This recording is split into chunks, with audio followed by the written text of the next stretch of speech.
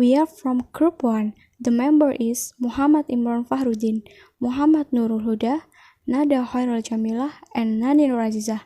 We will present about adjective. Please watch it. Defining adjective. Defining adjective adalah kata yang digunakan untuk menerangkan noun kata benda atau pronoun kata ganti yang dapat berupa orang, person, tempat, place, hewan, animal, benda atau konsep abstrak, thing. Example, contohnya Johan is handsome. Johan sebagai noun kata benda, handsome sebagai adjektif. She wore a beautiful dress. She sebagai pronoun kata ganti, beautiful cantik sebagai adjektif. Pendat is Balinese. Pendat sebagai noun kata benda, Balinese Bali atau tempat sebagai adjektif. Selanjutnya kita akan membahas mengenai kalimat adjective ending, yaitu kalimat kata kerja dengan akhiran. Adjective ending dibagi menjadi dua, yaitu adjektif tanpa akhiran khusus dan adjektif dengan akhiran tertentu. Yang pertama, adjektif tanpa akhiran khusus. Selain mengamati fungsinya di dalam kalimat, adjektif biasanya dapat pula dikenali dari akhiran katanya. Namun pada kenyataannya banyak adjektif yang tidak memiliki akhiran khusus. Contohnya yaitu big, cool, dark, dan lain sebagainya. Contoh-contoh kalimat tersebut merupakan kalimat adjektif yang tidak memiliki akhiran khusus. Yang kedua yaitu adjektif dengan akhiran tertentu. Beberapa kata dengan suflik atau akhiran tertentu biasanya merupakan adjektif. Kata tersebut sebagiannya merupakan hasil penambahan adjektif suflik pada non kata benda atau verb kata kerja. Yang mana contohnya bisa dilihat di tabel di bawah sebagai berikut.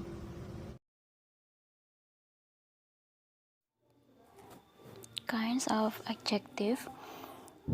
First, adjective of quality or descriptive adjective. Kata sifat kualitas atau kata sifat deskriptif adalah kata sifat yang menggambarkan nomina atau frasa kata benda.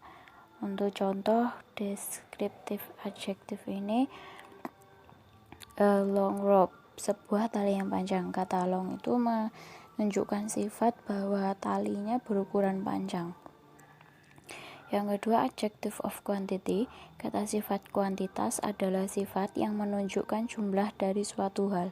Jumlah yang digunakan bukanlah angka pasti, tapi menggunakan istilah all, some, half, few, most, little, no, much, many, any, and enough.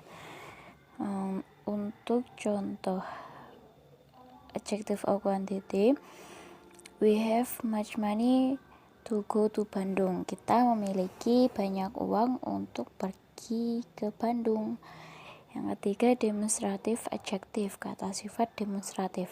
Kata sifat demonstratif adalah kata sifat yang digunakan untuk menunjuk seseorang atau berbagai hal yang jaraknya dekat atau lebih jauh dari kita. Istilah yang digunakan adalah this, that, this, and those.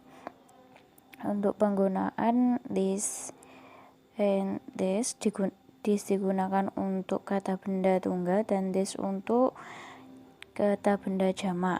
Kedua istilah ini digunakan untuk menunjuk sesuatu yang jaraknya dekat dari kita. Contohnya, I like this soft drink. Saya suka minuman ini. These books are mine. Beberapa buku ini adalah milik saya. Untuk menggunakan that digunakan untuk menunjuk kata benda tunggal dan those untuk kata benda jamak. Kedua istilah ini digunakan untuk hal yang jauh dari kita. Contohnya, that blue car is my uncle's car. Mobil yang berwarna biru itu adalah mobil paman saya.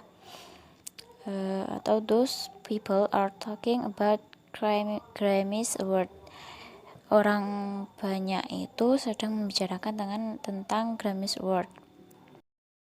Yang keempat, interrogative adjective. Kata sifat interrogatif menanyakan pertanyaan mengenai kata benda atau menghubungkan kata benda dalam sebuah kalimat, yaitu what, which, and whose. Kata-kata yang sama dengan pronominal interrogatif. Perbedaannya adalah kata sifat interrogatif tidak dapat berdiri sendiri. Contohnya, whose books is this? Punya siapa buku ini?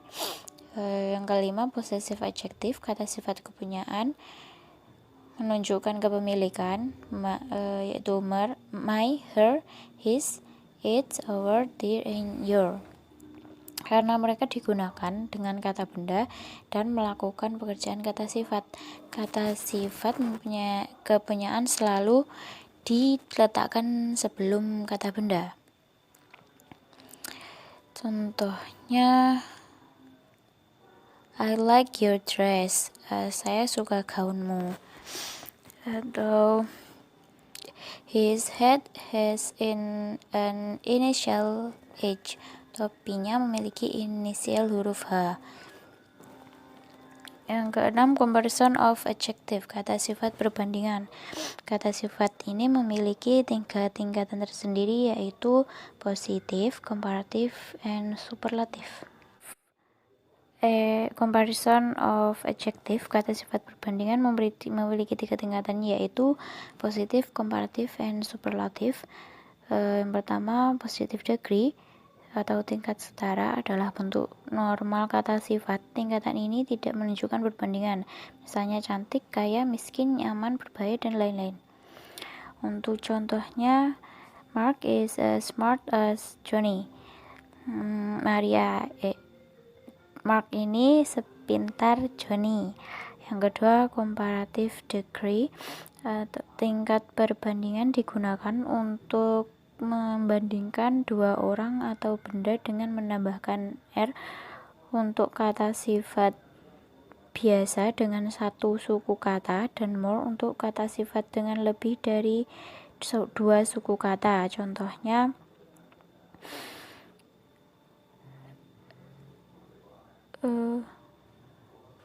Ari is a stronger than Dani. Ari ini lebih kuat daripada Dani. Dan yang terakhir, superlative degree. Tingkat superlatif digunakan untuk membandingkan lebih dari 2 orang dengan menambahkan S untuk kata sifat biasa dengan 1 suku kata, dan most untuk kata sifat dengan lebih dari 2 suku kata. Contohnya, Jenny is a prettiest woman. Jenny adalah wanita tercantik. Atau Maria is most beautiful in the world. Maria adalah wanita tercantik di dunia. Finding some example of adjective from the article about economy. Jadi saya mengambil contoh dari jurnal tentang ekonomi yang kemarin. First, in the stock market, new event frequently impacted on stockholder. Jadi new di sini adalah sebagai adjektif yang menjelaskan mengenai event atau peristiwa, dan peristiwa baru ini berdampak langsung pada pemegang saham. 2. The weak form efficiency. Weak di sini artinya adalah lemah, yang menjadi adjektif atau kata sifatnya yang menjelaskan mengenai bentuk, dan bentuk lemah ini memiliki efisiensi. 3. Available information is called efficient.